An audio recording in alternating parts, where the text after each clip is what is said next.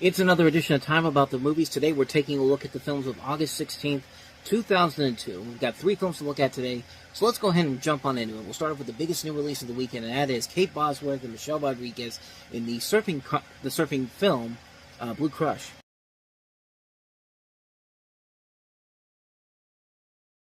Almost said that this was a thriller, but no, this is more like a drama, and a surprisingly pretty good one. You have Kate Bosworth and Michelle Rodriguez, and nothing gets between Bosworth's Anne-Marie and also her board, living in a beach shack with 3 roommates, including her rebellious young sister. She's up before dawn every morning to conquer the waves and count the days until the Pipe Master surf competition.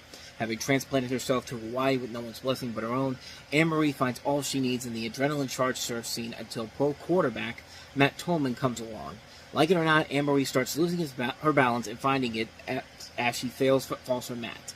And, of course, chaos and hilarity ensue, I guess. I don't know. But, the trailers for this, it's pretty much aimed at the Fast and Furious audience. But unlike CLIPLESS from last week, this one's actually a pretty surprisingly good movie. It's a film that, of course, is filmed in Hawaii. And you have Kate Bosworth, Michelle Rodriguez, and Snow Lake, who plays Lena. They're very good in the movie together. They're 3 very good friends overall. I like the surfing scenes in particular. I think they're shot very well. This director is John Stockwell, who's done a couple of decent movies. He did Crazy Beautiful. I just said Crazy Beautiful was a decent film, but that was one which was kind of like that one wasn't really a good film overall. But his next movie, Into the Blue, is kind of a guilty pleasure movie. The more I think about it, it's a film it's bad for a number of different reasons, but bad in a fun kind of way too. But this movie in particular, I think overall, is very well done. You've got a lot of good young actors here working off each other very well here. They're really the flow that keeps the movie together, along with the surfing sequences, which I think are very cool to look at. Even if you're not the biggest surfing person in the world, seeing them on surfing with these shots with while they're doing it are very cool to see. And you do have to wonder how they're getting these shots down, because I think most of these shots were actually done while they were doing it, which was kind of unprecedented for the time. I mean, I don't know how much CG was actually used for those scenes, but they're really cool and very well done overall. The story has been there, done that before. I mean, it's something that's been done numerous times in various movies like this, but it's never getting to the point where it kind of ruins the ebb and flow of the movie right away. It actually works for what they're doing here. It's not the greatest overall, but it certainly could have been done a lot worse than what it's done in other movies like this. But you do get invested with the characters. You do like the surfing scenes in particular. There are a lot of things about the film that are very enjoyable. There is a lot to really appreciate about the effort that's being put into this movie, which, I think they did a very good job of handling that. It's a movie that doesn't really get the proper attention I think it deserves. I mean, it was a hit when it came out, but then it just kind of slipped away, honestly, and never really amounted to anything except for, the lazy generic Universal direct-to-DVD sequel. Because if you made a Universal film and it made somewhat of a profit, they're going to make a direct-to-DVD sequel that makes the first one look like Citizen Kane compared to what they do with the sequels. But yeah, I thought the movie was pretty good. I think it's a very underrated film. Definitely get to see one of Kate Bosworth's early film roles. It's definitely worth it. I'd say definitely check it out if you haven't seen it. It's a really good film, Blue Crush. So, yeah, that's probably the best overall film we have this weekend, because our next movie is anything but good. Let's talk about the infamy that is The Adventures of Pluto Nash. Because you should not watch this movie. Let me tell you something. I've been going to movies at the movie theater for about 7 years at this point. The Adventures of Pluto Nash was probably the first movie I ever truly walked out of a movie theater saying that I absolutely hated on a number of different levels. I despise this movie on so many levels, and once you see the film, you probably will think the same thing. I mean, this is a rough movie, and let's just put it this way. Actually, before we do that, let's just run down the plot real quick.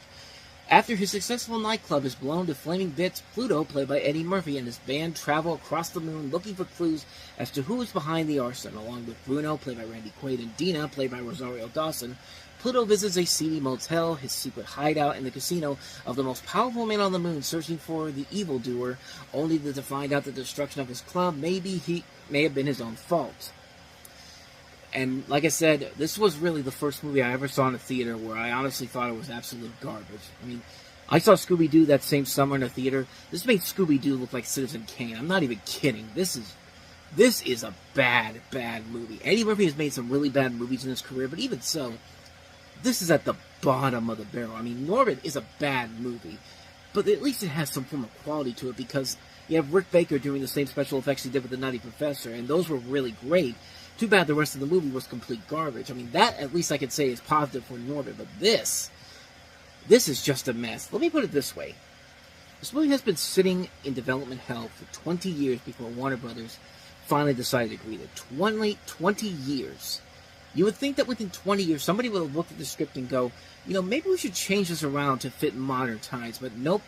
This movie is too lazy to even do that. They took a script clearly from the 1980s and tried to make it for 2002. There are jokes that are so dated, and just like I said before, jokes that will eventually become dated.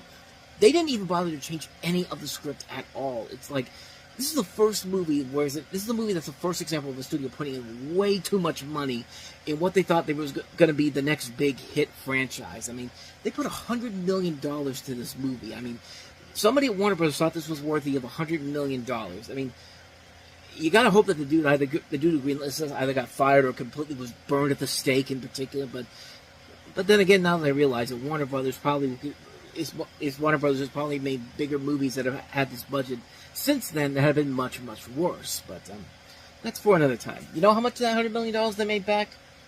$7 million. $7 million. That's the total gross that this movie made, and that was worldwide. This thing didn't even cross $5 million domestically. This is the quintessential example of a financial flop. And I don't think any other parody could have ever painted the perfect picture of how the studio must have felt than the Robot Chicken bit. Where they talk about this the Monday after Pluto Nash came out, and everybody in the studio is just like completely on the cut, is finding ways to kill themselves because of how much of a disaster this movie is. Which, unfortunately, I can't show it here because good old YouTube and their copyright issues. So yeah, if you want to go look for it, I beg you to go look for it because it's more than worth it just to see how a perfect parody of that could honestly be a real-life scenario of what actually happened at Warner Brothers the Monday after this movie came out. That's what it feels like when you've wasted money on a movie that nobody was going to watch. I mean, this was unprecedented back then for how bad this movie performed.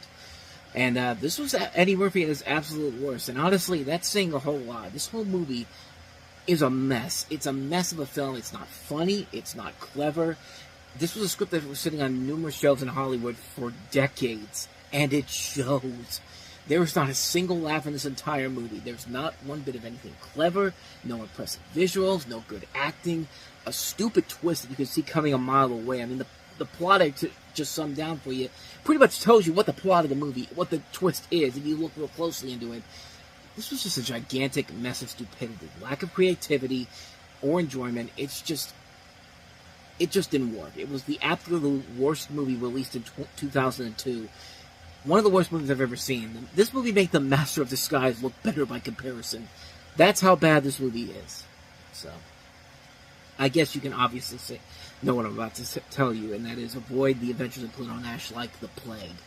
So, let's go ahead and try to wrap this up on a more positive note. Here's Gwyneth Paltrow in Possession.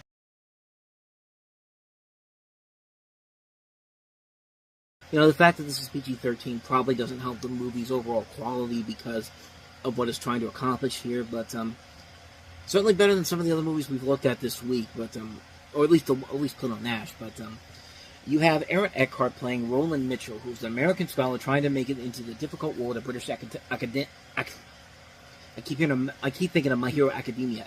British academia. He has yet to break out from under his mentor's shadow until he finds a pair of love letters that once belonged to one of his idols, a famous Victorian poet. Michel, after some sleuthing, narrows down. I guess it's Roland Michel, not Mitchell like before, but Michel, like a Ben Stiller and Dodgeball. Michel. Anyway, back to the plot.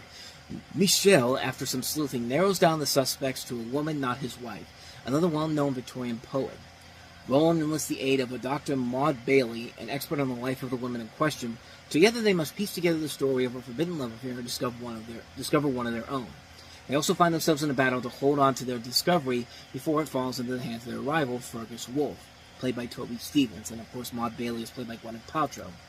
This is directed by Neil Butte, who had directed Your Friends and Neighbors and In the Company of Men and Nurse Betty beforehand, and definitely not one of his strongest films overall, but a film that's, how do I put this? It's not the worst, but you expect a little bit more considering, A, the source material, the fact that it's a romantic mystery drama, and that one of the characters is a literal free-thinking bisexual, so that's one of the things they try to bring into this situation, but it's PG-13. You know you're not going to get any big nudity scenes in particular, or really that many arousing sex scenes if you're really that interested in those.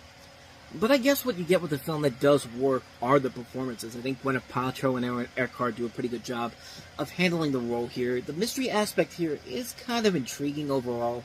I think it does serve itself okay, but the climax of the film, I think, is really where the film starts to lose its focus. Once you figure out where they're going with the direction that they're going, you can kind of figure it out right away, and it does kind of ruin the mood and the ebb and flow of what was working beforehand. There are times when the film works pretty well, but then it kind of slows off a little bit here to the point where I can't really recommend it overall. I mean, like I said, it's not one of Neil Butte's best films, but it certainly isn't a great movie on either shape or form either. It's just kind of a movie that I can't even recommend, quite honestly. It's just kind of like, I mean, it's not the worst, but it's definitely not something that's great either. It's something I can't really recommend overall. But that's really all I got to say about this one here. This one didn't really leave much of a lasting impact to me personally, but that is Possession. And so with that said, we wrap up another edition of Time About the Movies. The next time we meet, we'll have 4 more movies, including Matthew Perry and Elizabeth Hurley in the comedy Serving Sarah. We also have Walter Hill's Undisputed, Al Pacino and Andrew Nicole's Simone, Andrew Nicole being the creator of The Truman Show and also the director of Gattaca.